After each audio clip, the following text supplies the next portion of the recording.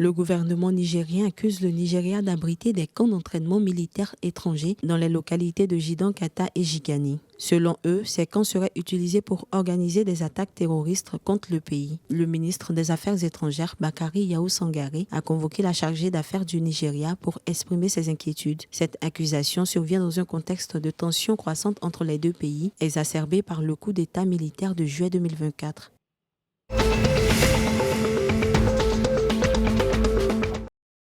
En Gambie, le ministre des Travaux publics, Ebrima Silla, a annoncé le 19 décembre une subvention de 20,1 millions de dollars pour l'achat de 2 nouveaux ferries et l'expansion du port de Banjul, ainsi que la construction d'un port en eau profonde à Sanyang. Le projet, qui inclut un partenariat public-privé, vise à créer des emplois, améliorer les infrastructures et renforcer la résilience climatique. L'accord de cession signé en juillet 2024 permettra au concessionnaire Albarak de gérer les opérations du port pendant 6 ans.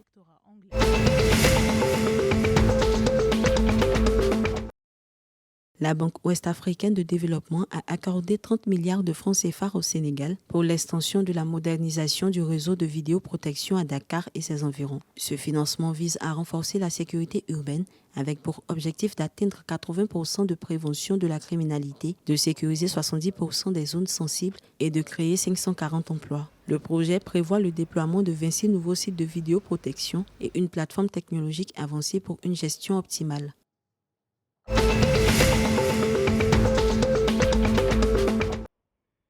Au Togo, le Haut Commissariat à la réconciliation et au renforcement de l'unité nationale a présenté son rapport annuel 2024 soulignant l'impact du programme de réparation pour les victimes des conflits post-électoraux. En 2024, 3250 victimes ont reçu une indemnisation et une prise en charge psychomédicale avec un taux de satisfaction exceptionnel de 99,66%. Depuis 2017, près de 80% des victimes identifiées ont été assistées. Le programme financier à hauteur de 27 milliards de francs CFA continue de renforcer la confiance entre les institutions et la population.